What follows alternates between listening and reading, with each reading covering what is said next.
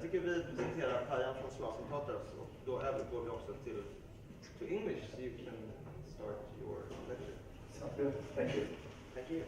Thanks for everybody for coming. I can see it's we don't have to compete with the sun today, so hopefully we'll entertain as much. This is the fourth lecture of 5 lectures, 79, 89, 09. It's actually the first one we ever did, and it's the oldest one from 2009. Our lectures continuously evolve because they are in some sense a reading of our present, so as the present has changed so much in the past 7, 8 years, so has this. But this actually in some ways is the most exemplary of our practice because it started out as a commission by a Berlin-based magazine to think about the anniversary of the 20th anniversary of the 1989 fall of the Berlin Wall. So in 2009, the 032C asked us to think about this anniversary and the fall of the wall, but as a counterpoint to another date. And the other date was 1979. And in some ways, these dates are bookends, like that you put against the bookshelf, but they're bookends like this, I should say. One's the kind of end of the bookshelf, and the other one's the beginning of another bookshelf. 89, of course, was the end of the reading material which constituted communism of the 20th century, right? 1989 with the fall of the Berlin Wall and what followed with the Soviet Union, and 79 because of the Iranian Revolution and how political Islam has replaced communism as the next geopolitical challenge. Why 2009? Well, at the time, of course, we were in the very heart of the financial crisis, and I think whether it's 2009, 2008, or 2007, it doesn't really matter. That this, let's say, past decade will be remembered as an equally significant endpoint of a type of political or economic political system, namely that of sort of Anglo-American capitalism. The equivalent would be, imagine if, let's say, in 2009, the United States had sort of split up into 30-odd states, like the Soviet Union had in 1991. Of course, that didn't happen, but we're still very much in that moment, so it's a bit too early to take stock exactly of 2009, the financial crisis. As I mentioned, 89 was the fall of the Berlin Wall, and 79 was the Iranian Revolution. Now, a brief, rare biographic note. I'm actually from Texas, and Texas is, like the countries we're going to talk about tonight, like Russia, like Iran, has a very exaggerated sense of itself. Like people from Texas think that Texas is much bigger than it actually is. It is this kind of state that was its own country for several years. And this inflated sense of self is something which it seems to be something we're drawn to intellectually, kind of fading empires in some sense, like the Soviet Union, like France, like Russia, and like the United States. I grew up during the hostage crisis, and the hostage crisis in 1979 was really, it was the equivalent of growing up, let's say, a Russian in the 1950s McCarthy era, because as Iran had replaced the Soviet Union as kind of the big enemy, there were a really heightened sense of ourselves, not only as foreigners, but as kind of a threat to the society that we're living in. And in some ways, 1979, the hostage crisis really influenced things like the 24-hour news cycle. Like today every country has its own 24-hour news cycle, France 24, Russia Today, CNN, etc., BBC, but actually until 1979, news was something that happened once a day or twice a day or several times a week. And with the hostage crisis, a program was founded called Nightline. And Nightline was essentially created to give the American public a daily update on a hostage crisis. But at some point, after about 2 or 3 weeks, there was not much to update because there was nothing to do, nothing to say. The Iranians stopped answering the phone even. So when the Americans were calling to figure out how they could resolve the hostage crisis, there was nobody even to pick up the phone to discuss. There was not much to talk about. But this program just had a slot, a very important slot after the nightly news, and it was a kind of precursor for the O.J. Simpson trial, which then was another sort of important step in this news cycle, this news cycle where you're actually repeating and creating news in order to justify the slot you have on your channel. Now, growing up in Iran and in the States at the time, you would sort of encounter things like, like this, deport all Iranians. Actually, the only time anybody told me to go back to where I came from was at gas stations for some reason. And I don't know why, if it was because the rednecks that said this understood that the relationship between our countries was about oil. They were like more intelligent, or they just, I don't know, maybe they just were filling up their gas tank and annoyed, so they just sort of, that was the only time I remember my parents being told to go back to where I came from. And I didn't understand, but I was born in Texas, so I thought, should I go back to the city in Texas I came from, or what exactly does that mean? There was also a kind of a very famous, this legendary sort of Beach Boy song, bar, bar, bar, bar, bar, Iran. I was convinced that they were actually singing bam, bam, bam, bam, bam, Iran. And actually, it wasn't just my paranoia, this song existed. But I didn't know that there was two different songs. I didn't know that it was a parody of an original song. But I thought it was the original song. I couldn't understand. I couldn't square how is it that the Beach Boys, this kind of quintessential American group, naive group, would sing such a hateful song. But it was actually a spoof by Vince Vance and the Valiants, who then came back and did a kind of a get-together tour in 2003 in advance of the Iraq invasion called Yakety Yak Bomb Iraq. So they took another 50 song and sort of and replayed it. Now, behind this sort of stupidity, there's always a little bit of intelligence. It's just you have to kind of pay attention to it. For example, the lyrics of "Bomb, Bomb, Bomb, Bomb, Bomb Iran," "Old Uncle Sam's getting pretty hot. Time to turn Iran into a parking lot." So there's obviously the people behind this are understanding that the relationship between the countries is based on petrodollars, is based on the automotive industry, is based on kind of the role that gas plays, especially in Americans' lives, a society which is really driven by kind of by the automotive industry, which is defined by sort of what kind of car people have, and bigger cars. But this hatred wasn't unidirectional; it was shared actually, because if you're in downtown Tehran, it's a bit dark here, but in downtown Tehran you have, well, all across Iran, the facades of certain buildings, not facades, but the back side of the buildings are painted in murals. This is one of the very important spots in downtown, in Haftatir, and it says underneath Shahid Beheshti, it says, literally, America, be angry at us, and from this anger, die. So it was a kind of reciprocal antipathy of some sorts. Now, when the events of 1979 really happened quite quickly, in a sense that, to the extent that even American political analysts and the Carter administration even praised the Shah in 1977 as a kind of an island of stability, or 1976, an island of stability within the Middle East. And 2 years later, of course, he was deposed. In fact, the Shah had even organized a 2,500-year ceremony, sort of commemoration of the peacock throne, in an effort to kind of create a lineage of himself all the way back to the first Persian kings, which is completely false because his father was a usurper of the throne. The Shah's father was actually not a royalty at all; he was a Cossack. But this ceremony actually became quite famous in history because they really stopped at no expenses. They hired Maxime from Paris to do the catering. Givenchy did the clothes. It was in Persepolis in the south, so in the desert. There were tents that were made by, I think by Hermes, and sort of Mercedes-Benz would cater all the dignitaries around. It was really kind of a swan song right before the fall of the regime. And when the regime fell, Khomeini returned from exile. He had been in exile in Iraq and then Turkey and then France, and he came back in a very symbolic gesture on a 747, his hand held by the pilots of Air France. And this was a very important kind of legitimizing gesture because this is a person who had been 15 years or so in exile, whose son had been killed by the secret services of the Shah, and coming back with a kind of French pilot holding an arm was a sign that sort of not only he had returned victoriously, but he had returned sort of a legitimate ruler, a dignified ruler. And Carter, of course, was defeated partly because the Iranians would not negotiate on this hostage crisis. It was the biggest defeat in electoral history of American politics. And but Khomeini, during his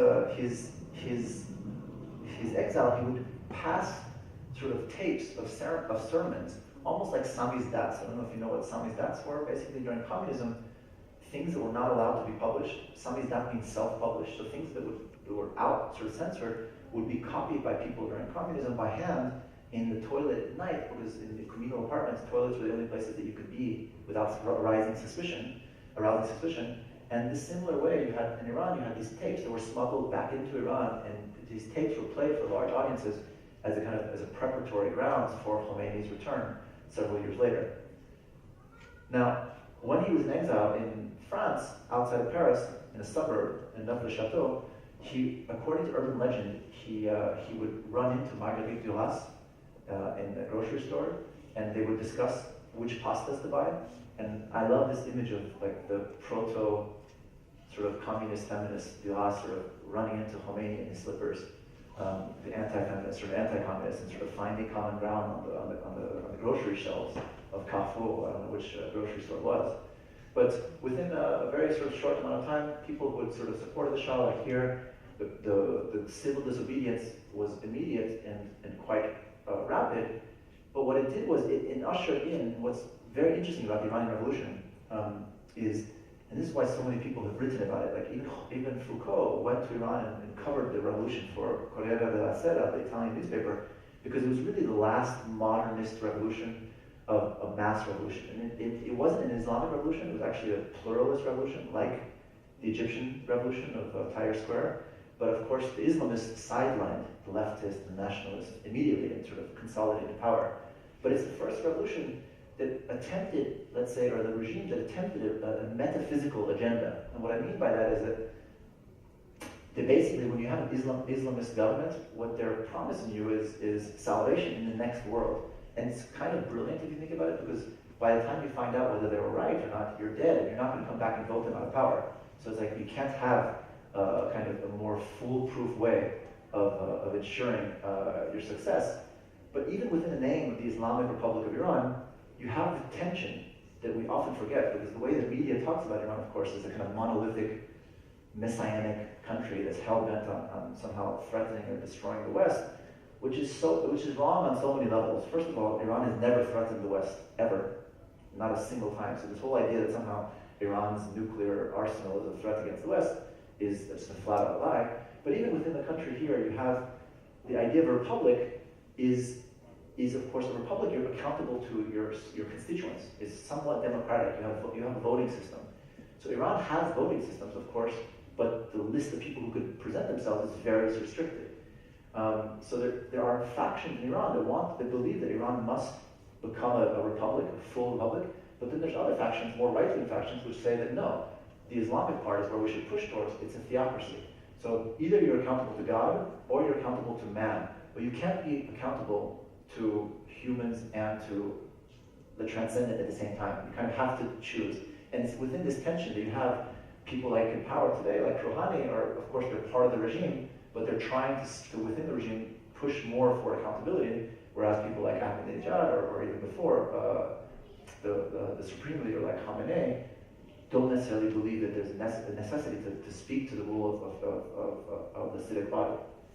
Now, yesterday we talked about Mullah Nasruddin, and this is another way that you could look at it. You could say that the Iranian Revolution was a regressive revolution because it brought back a theocracy for the first time, a Muslim theocracy for the first time in 1,000 years. There hadn't been a theocracy on earth.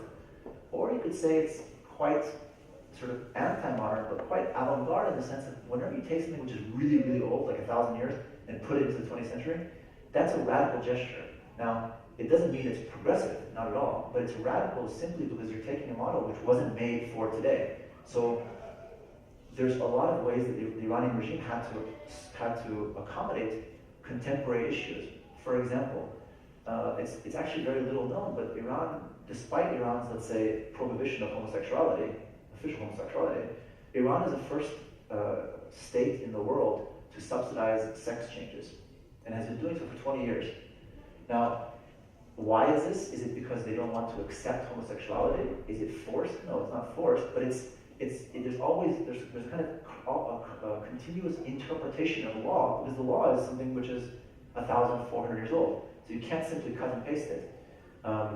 Similarly, you have in Iran, of course, quite an extensive, strange practice of there's legal religious ways that you can have a one-night stand. You effectively get married. You go to a mullah, a cleric, and you get a marriage license, which is a special license, which is only like a 24-hour, 48-hour license, and it legally allows you to have sex. Now, unfortunately, most of the time, it's 90% of the time, it's men who are doing this. They sleep with mistresses or prostitutes, but there are these kind of, it is more elastic than you would imagine, let's say. And the reason I mentioned Mollah Nasruddin is because this idea of looking backwards and facing forwards, looking backwards and moving forwards, this anti-modern idea is something which is very much part and parcel of the Iranian Revolution, because the revolution was really about kicking out Western influences, but trying to find what would be your replacement for those Western influences. So the Iranian Revolution, like the Russian Revolution of 1917, so if we have these three dates, 79, 89, 09, the missing date really is 1917, because 1917 is the first bookend of what 1989 finished, right? And 1979 is to today what 1917 was to the 20th century. 79 is the beginning of something that we haven't seen the end yet. When that end will come, we don't know. But like the Russian Revolution, the Iranian Revolution was about kicking out foreign influences, kicking out the British, kicking out the French, and kicking out what was believed to be sort of what was called West toxification. This idea that somehow the West is toxic and that Iran needs to find its own path forward. But then by doing that, it exported itself across the region. So first you say you're anti-imperialist, but then you start acting like imperialists yourself. Just like the Russians. If you think about it, the Russian Revolution kicked out the European powers in 1917, but then exported itself all across the world. So that's why you have Vietnamese sort of agitprop posters. You have Che, the famous picture of Che Guevara, which looks a little bit constructivist. It exported its language across, or its ideology across the world. Well, the Iranian Revolution also exported its ideology, but not across the world, in its immediate neighborhood. So the reason why today there's such a fear of, or let's say, a recognition of Iran's importance in the Middle East is that 6 of the major conflicts in the Middle East, whether it's Palestine, Syria, Iraq, Afghanistan, Lebanon, or Kurdistan, Iran is the only country that has a hand in all these different pies. Because, first of all, 1/3 of Kurdistan is in Iranian territory. The biggest political party, Hezbollah, in Lebanon is founded by Iran. Iran supports the anti-Taliban force for the past 20 years in Afghanistan. Assad, as we know, is supported by Iran. The half of the Iraqi population is Shia, and the government is supported by Iran. And similarly with Palestine, Iran has situated itself as kind of the only Muslim nation willing to stand up against Israel. And hence all that kind of nonsense that Ahmadinejad will talk about sort of wiping Israel off the map. Now, also another thing that Iran exported, and if you've seen Adam Curtis's recent films, he touches upon this, is the idea of martyrdom, blowing yourself up or killing yourself in a religious political aim, is actually a Shia concept, because Shiism is the minority faith of Islam. 20% of Muslims are Shia, roughly. So because it was a minority faith, it was always oppressed. So it was always a victim in a sense. And in some sense, even in the Iran-Iraq war, you might have read about that Iranians would sort of send their young, like teens, to the front with a promise of delivery, of martyrdom, and sort of heaven in the afterlife. Now, what happened in the past 20 years is that other groups, namely Sunni terrorist groups like Al-Qaeda and others, saw how effective this martyrdom was and have appropriated it. But actually there's no tenet within Sunni faith about martyrdom, because it was always the majority religion. It was never something that was recurrent for a thousand years. Sunnis never believed in sort of in exploding yourself as a martyr, unless it was something that was done or until it was adopted from the Iranians. Now, some things didn't export so well. I mean, one of these things that didn't export so well is monobrows. And if you know Iranians, you know that we all have very, very bushy eyebrows, which is actually fashionable now, just the past couple of years. But before, let's say until 2 years ago, if you had a monobrow, your life was pretty much over. I mean, I can tell you, like growing up in the 80s, it's, you have no luck with boys or girls, it's finished. You have to kind of shave these unfortunate hairs between your two eyebrows. But our symbol of beauty in Iran is really this triumvirate of eyes, eyebrows, and eyelashes. It's a kind of it's a sacred trinity of aesthetics, these three things. And our saints, or kind of our imams, have these very sort of protruding, strong eyebrows and eyelashes, almost sort of perfectly groomed. And we actually made a piece called the Monobrow Manifesto, where we had a symbol of a hot monobrow on one side, but because through the monobrow you can sort of really skewer the differences between sort of east and west. And on the other side, we have an example of kind of a Western monobrow, which is really not hot, which is Bert, because nobody, whatever you think of Bert and Ernie, nobody wants to look like him, right? And he's an example of a not hot monobrow, in a sense. And we're very interested in these kind of how to, like Mullah Nasruddin, the figure himself, and the sculpture we made, is how do you distill these quite complex issues into very stupid medium. And for me, a balloon is a really stupid medium, right? It's like, there's nothing sophisticated about it. In a similar way that the monobrow is a kind of stupid perspective to talk about politics and faith and modernity. But behind that stupidity, there's always layers, just like behind Mullah Nasruddin's sort of anecdotes and jokes, there's layers of perspective and faith and relativism and morality and others. Another thing that Iranians exported was a kind of visual language. As I mentioned, just like the Russians, the Soviets exported constructivism and suprematism across the globe, Iranians exported this very interesting form of mirror mosaics. Now, if you go into a shrine in Iran, actually these are shot in, I think in Syria. No, these are Tehran. But in Syria there's one as well. If you go into some mosques in Iran, you basically imagine walking into a space that's like, I don't know, 1,000 square meters, and every single square centimeter of the walls is done in mirror mosaics that are a little bit elevated at a kind of 10 to 15 degree angle. You feel like you walked into kind of Swarovski meets Stanley Kubrick, like year 4000. I mean, it's really one of the most remarkable and stunning visual experiences or spatial experiences you have. And this is actually something that stems from the origins of sacred geometry, because as you know, in Islam, figuration is prohibited, right? Which is ironic if you consider that I just showed you that we have all this in Shiism. You know, the accusation Sunnis make of Shias, the kind of the pop culture accusation that Sunnis make of Shias, is that we Shias re-Christianized Islam. We reintroduced the mystery back into Islam, because Islam was every religion is a kind of is a comment on what came before. And Islam arrived in this kind of moment of idolatry, of crazy idols, Christian idols everywhere. And so Islam said, no idols, no images, just pure sacred geometry. And of course, Shias brought back the idol in a way. So if you go throughout the Muslim world, you see these sacred geometries, but whether it's in Morocco or in the Middle East or in the Gulf, it's usually in ceramic, wood, or paint. And Iranians really blinged out, sort of blinged it, and made it into these mirrors. So this is actually a shrine in Damascus, the Zainab shrine. Just to give you a sense of perspective, this is the top of a window that's 6 meters high. So this is the ceiling, just the ceiling, not even the ceiling, however, the kind of the top part of the wall. So sort of we would be down there, but the whole thing is made out of this mirror mosaics.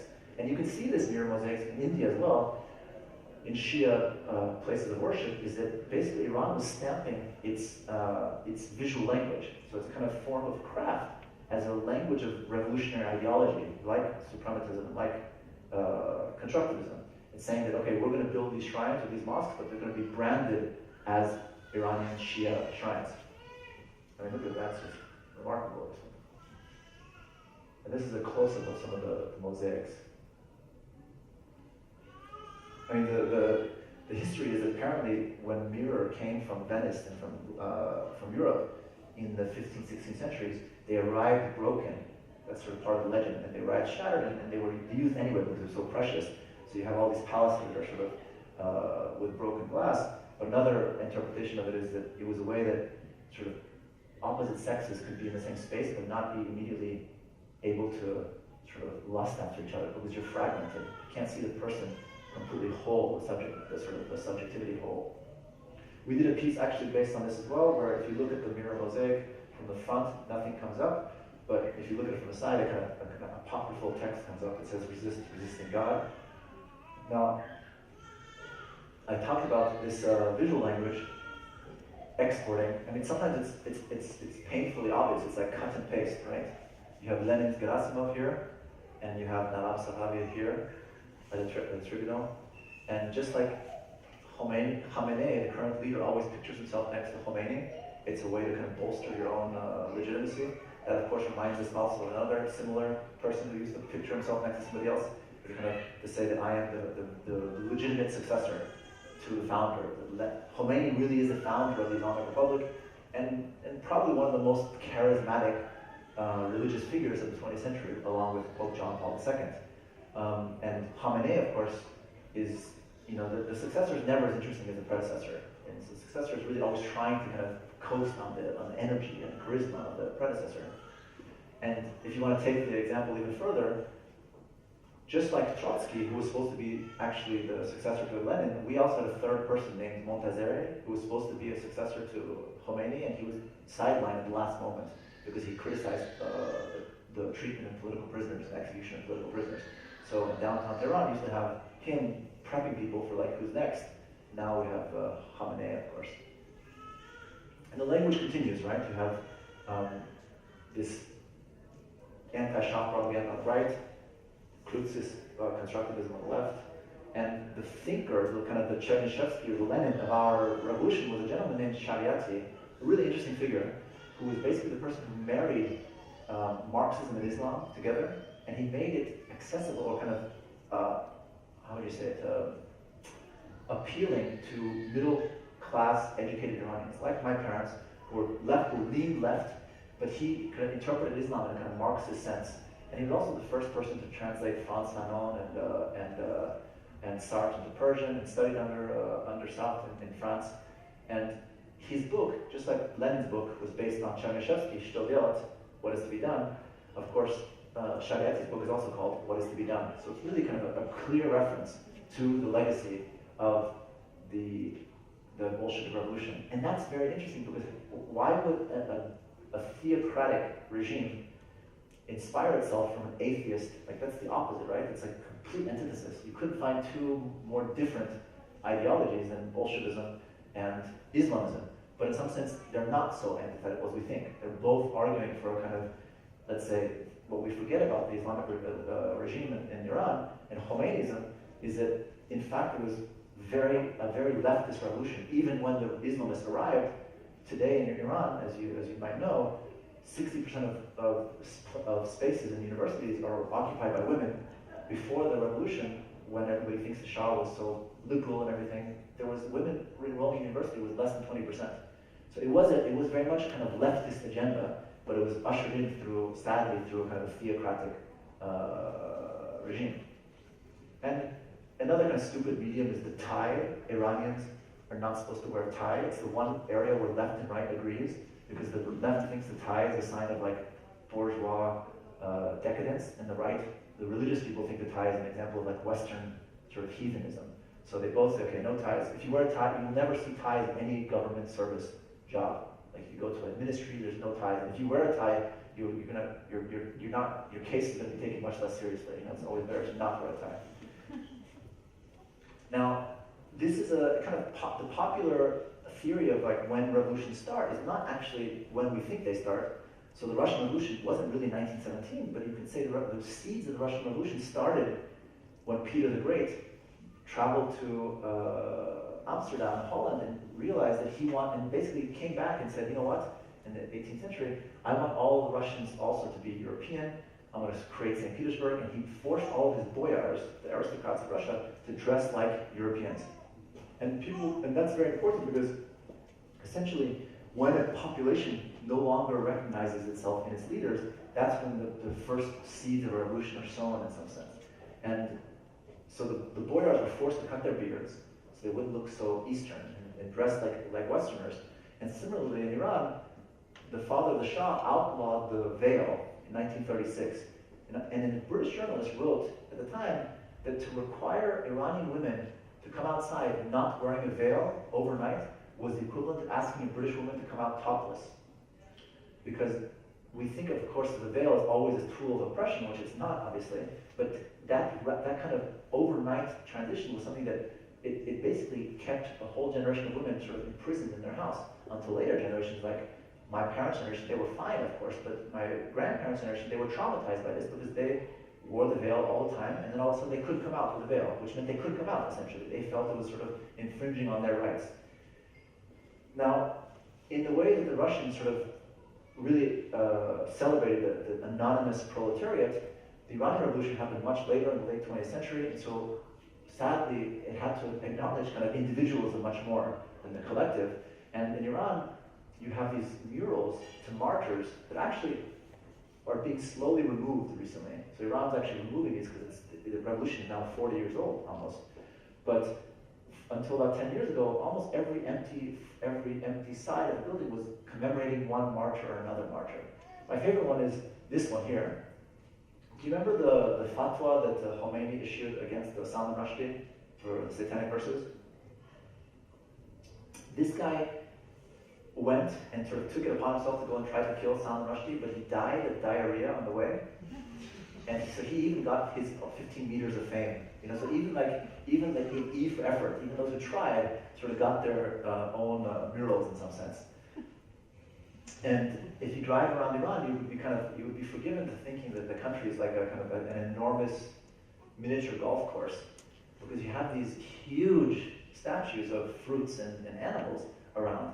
And I didn't understand, like, why would a revolutionary nation not commemorate its figures, like historic figures or generals, or like you normally have, like all across Central Asia, or you had during communism, Lenin and Stalin. Why not political figures? And it's actually an interesting story. Is that look at the scale of this. This is a rooster. This is a lorry, and this is the rooster. It's because again, it shows the diversity of the political body in Iran, the heterogeneity of politics in Iran. The right wing, the religious factions, don't want to acknowledge or commemorate any poets, because all of our famous poets expressed doubt about the role of religion, like Hafez and Sadi and Rumi, etc. And the left wing doesn't want to commemorate any former ayatollahs or clerics, because all the clerics in Iran's history have collaborated with foreign regimes. So they have all been compromised by working with the British or working with the Russians, so they basically agree on a kind of third safe route, which is animals.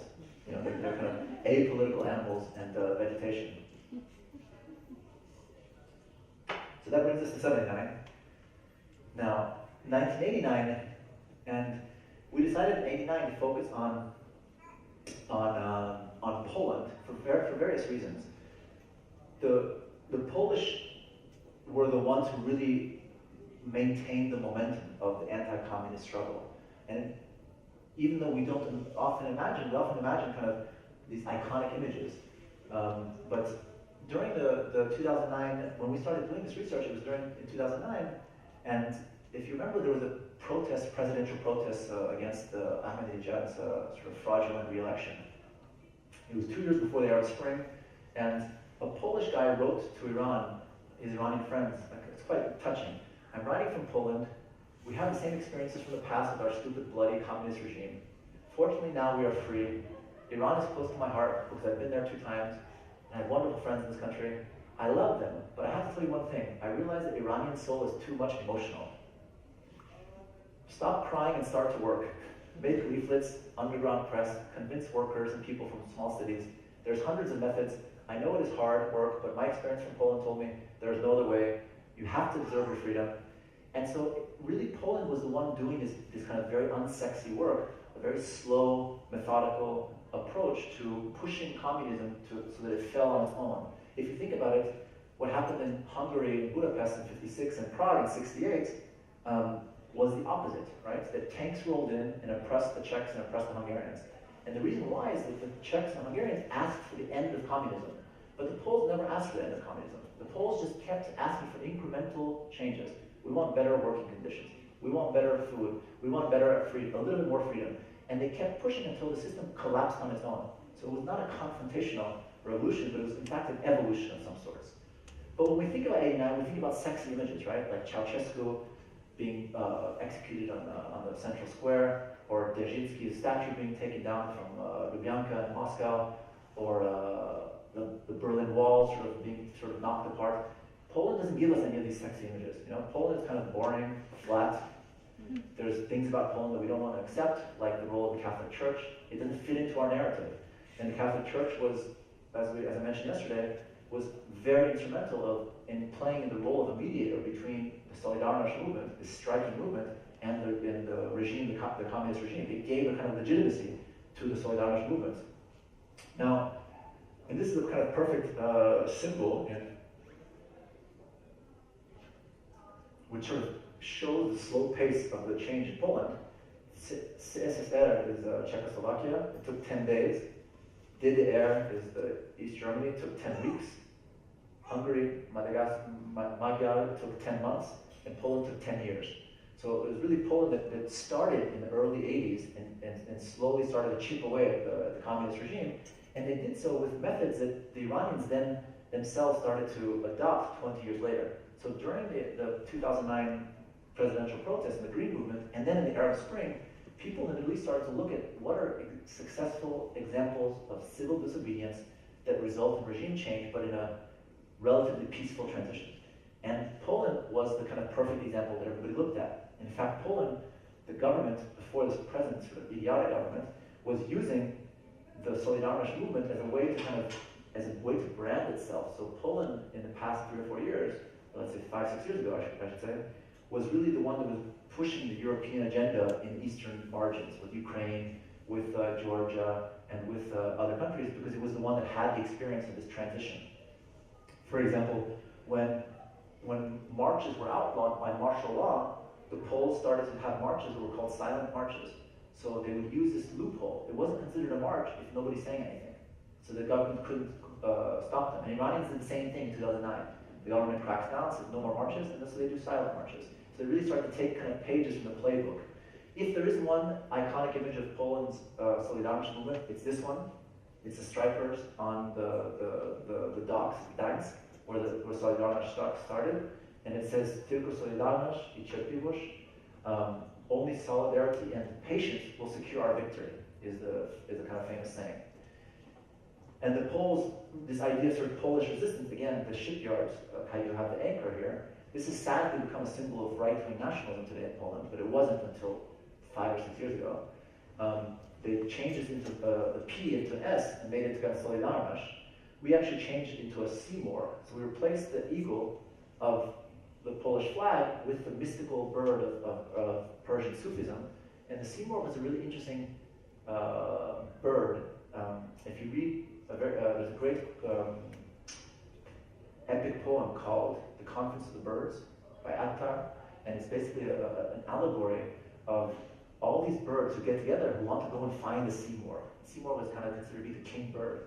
And Seymour was actually the inspiration for the Banshees in Avatar by James Cameron, the director.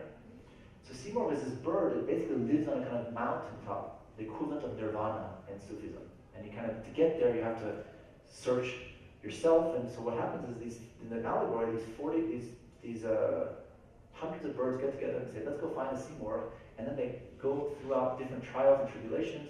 And at some point, some birds fall away, and some of them get tired, and some of them abandon the project. And at the very end, there's 30 birds left. And they get to the castle where the Seymour is, and they open the door, and they go into the castle, and there's no Seymour. There's only a lake who's reflecting them. And the kind of allegory, the moral of the story is that this bird is actually in yourself. This idea of the transcendent is actually within oneself. And Seymour is a kind of play on words, which means 30 birds, actually. Sea means 30, and more means birds. Now, we started to develop this project really in 2009 as the events of the protest movement were catching up with us. And we presented it for the first time in Sharjah at the biannual. We presented different banners. Because another thing that Iran and Poland have shared is that this really weird resonances between Catholic faith and Shi'ism. As I mentioned, Shi'ism is kind of accused of reintroducing Christ or Christianity or the mystery back into Islam. But there's also lots of different craft movements that we share. For example, Catholics have the self-flagellation, right? Shias also do this once a year in Muharram. Catholics have these banner processions. That you take these banners and you march in the streets. Shias also have this once a year. In Christianity, you have these passion plays during medieval times. Iran has this thing called the Tazieh, which is basically kind of a reenactment of these famous Battle of Karbala. And we presented these different kind of best practices in a series of banners in Sharjah that essentially were really mixing the kind of messages of what can Iran learn in its struggle against communism, in its struggle against Islamism, from Poland in its struggle against communism. So what if Islamism or political Islam is the successor to communism, well then what can Iran learn from a precedent that was successful? My favorite one is this one, which was a famous Solidarnosc slogan that said, "Help the militia, beat yourself up," using this kind of very Polish sort of Slavic humor. And we just placed it on the mihrab, which is the kind of the place where the cleric sort of leads the prayers. Now, this idea of civil disobedience was very important in Poland because it was really a way of society mobilizing against a government which it deemed illegitimate but never called it illegitimate. So the figure, kind of the thinker figure of Solidarnosc would have been Adam Michnik, who today is the editor-in-chief of Gazeta Wyborcza, the most important newspaper in Poland. And he was put into prison and spent, I think, 7 years in prison. And when the communists agreed to compromise with Solidarnosc movement and to usher in the first semi-free elections in Eastern Europe, in the Warsaw Pact countries, they had to sit around on the same table against the very people that had put them into prison. And Michnik says, of course I wanted to enact revenge. I wanted justice. But it was important to draw what was called a thick line. And what this thick line meant was that they agreed that they're not going to look too much in the past. And this is the problem today in Poland, is that the current party, the Peace Party, is obsessed with digging up history and sort of fighting the battles of the past. And what happens when you fight the battles of the past is you're not actually, not only are you not advancing your society in any way, but you're arguing rather abstract issues. And justice is important, but it's also a relatively abstract idea that it's never going to deliver what the people have asked you to deliver, which is essentially a more self-determined economic and social opportunities. So they sat around the table and they agreed on this idea that the president will be the communist president, but we'll have the prime minister. And many people accuse the Solidarnosc movement of being too soft. Why are you compromising with the communists? You should not compromise. You should stand, just like today. Same issues. Why are we talking to the Assad regime? Should we talk to a brutal dictator, etc., etc.? But it's only through compromise that you actually enable or enact concrete reforms. By standing sort of principled, you might position yourself well for history books, but you're not going to actually deliver much in terms of sort of social change. And for those of you who believe in numerology, these elections took place on the 4th of June, 1989. That day before that was the Tiananmen Square massacre, and Khomeini died. So Michnik said there was two very clear paths ahead of us.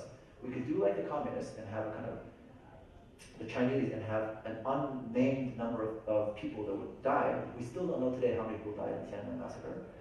That's one way you could go. Or you could go like Iran, where what had started as a progressive revolution ended up complete autocracy.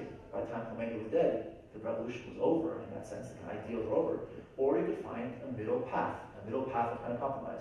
And this moderate middle path, again, is not sexy, it's not going to bring you headlines, but it did deliver Poland to, until recently, a kind of a model of transition country. It was the only country in the past 25 years with economic growth. It had managed to kind of enact liberal democracy, and it's starting to roll back just 2 years ago, which is quite distressing. But it's important to kind of not ignore the importance of those achievements. Now, the more we started to dig into the relationship between Poland and Iran, we realized that there's more instances in the history of both countries that are quite surprising. For example, Poles believed, the Polish aristocracy during the 17th century believed that they were the long-lost descendants of a people called Sarmats. Sarmats are a Persian tribe on the Black Sea. And this is is a complete myth.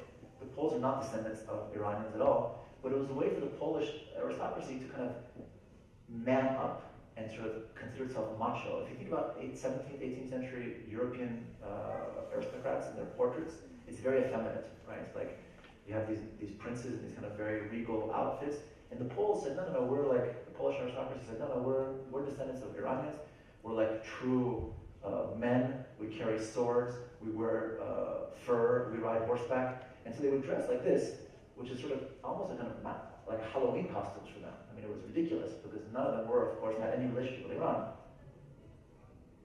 But it also goes back to a time where we forget that Poland, of course, always as a victim country. In fact, Poland was an empire in the 17th century. The Polish-Lithuanian Commonwealth was the first republic in Europe that had somewhat representative democracy. And for those of you who believe in progress, I have bad news for you, because in the 17th century in Poland, you had more Muslim representatives in the Polish parliament than any country today in Europe. So just to sort of give a sense of how much we've, quote unquote, progressed in 300-400 years. And another instance of this kind of unlikely exchange was during the Second World War.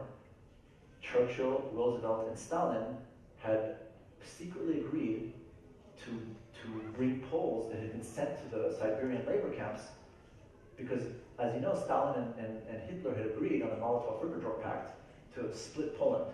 And what Stalin did was he sent his whole officer class of Poland to the gulags in Siberia, and when Hitler invaded eastern Poland, he had nobody to defend Poland.